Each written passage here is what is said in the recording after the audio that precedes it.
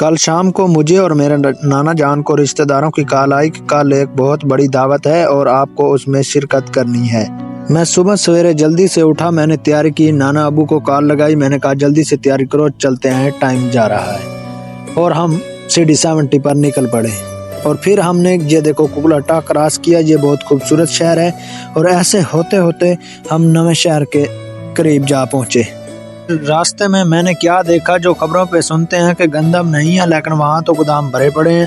یہ سفر بہت ہی مزیدار ہوتا گیا، کیونکہ راستے میں ایک ولی کا مزار بھی آیا، اور جو چیزیں شہری بچوں کو نہیں پتہ ہوتی وہ ہم آپ کو بتاتے ہیں کہ ہم نے راستے میں تالاب دیکھے جہاں پہ شہری بچے یہ زیادہ تر مچھلی کھاتے ہیں، ان کو نہر دریا کی مچھلی بہت کم ہی نصیب ہوتی ہے۔ یہ سفر بہت ہی مزیدار ہوتا جا رہا تھا، کیونکہ سلارون جیسے ہی ہم پہنچے، بہت مزے کا، بہت ہی اچھا شہر تھا، جس کی صفائی ستھرائی اور دکان شاپس کا بہت ہی مزہ تھا۔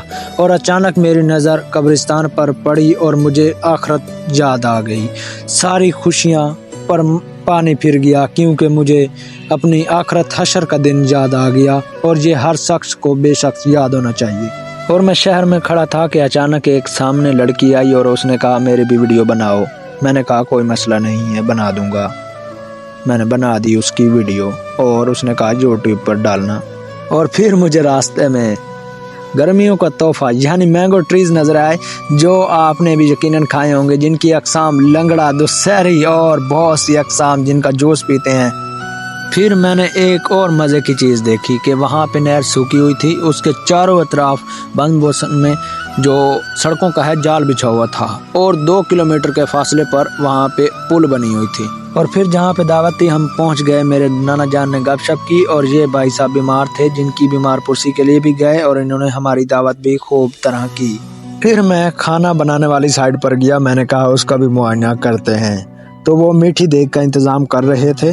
تو یہ ہیں ان کے پکویا، جو میٹھی دیگ کا بھی تیار کر رہا ہے، تو جو نمکین دیگیں ہیں ان کا بھی کوئی پروگرام نہیں۔ یہ ہے میٹھی دیگ کے چاول، جو انہوں نے ان کو پانی میں ڈبو کر رکھا اور پھر ان کو نکالا، اور یہ ہے بڑا گوشت جو انہوں نے ابال کر رکھا ہوا ہے بہت شاندار طریقے سے، تو اس کی علیحدہ نمکین دیگیں بنیں گی۔ پھر میں آیا گھی کے پاس، یہ انہوں نے بہت ہی مہنگا گھی، شباز گھی آ کے رکھا ہوا ہے، اس کو میں نے اٹھایا اور ویورز میں آپ کو بھی دکھا رہا ہوں، چیک کیجئے، ٹھیک ہے۔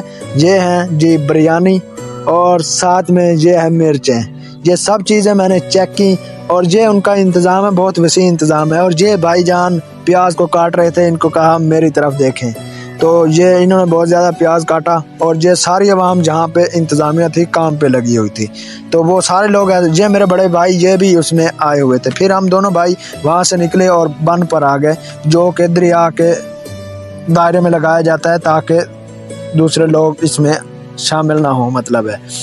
تو ہم نے اس کا معائنہ کیا، دیکھا، اور بھائی آگے آگے چلتے گئے، میں پیچھے کھڑا تھا، تو ہم نے دیکھا اس کی گہرائی کتنی ہے، یہ بن کتنا اونچا ہے، تو ہم نے اس کو دیکھا، یہاں پہ خوبصورتی بھی بہت اچھی تھی اور لوگوں کا رہن سہن بھی بہت پیارا تھا۔ اور پھر ہم نے آگے دیکھا ایک گدھا بھی کھڑا تھا جو بہت پیارا تھا دیکھنے میں، لیکن قریب جانے کا دل نہیں کر رہا تھا اس کے پاس۔ پھر ہم نے جو دیکھا پیمائش کا پیمانہ لگا ہوتا ہے، اس کے پاس گئے جو پانی کی پیمائش کرتا ہے کہ اتنے اوسط یہ پانی آ چکا ہے۔ پھر ہم مہمانوں کے گھر پہ گئے، تو ان کے گھر میں دیوار گری ہوئی تھی، اور وہ 2-4 مستری مزدور لگے ہوئے تھے، دیوار بنا رہے تھے، تو ہم نے اس کو دیکھا اور شوٹ کر لیا تاکہ ویورز کو دکھا سکیں۔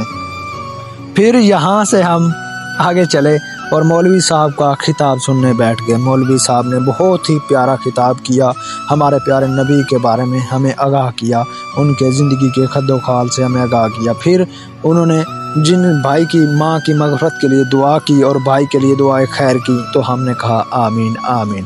اور دعا ختم ہوتے ہی یہاں پہ چاول روٹی کی تقسیم شروع ہو گئی، اور بہت ہی زبردست چاول تھے جو آپ کو ہم دکھا چکے ہیں۔ یہ دیکھیں، یہ انہوں نے چاول کا بنوایا، اور ہم نے اس کو بہت خوب کھایا، مزے سے کھایا۔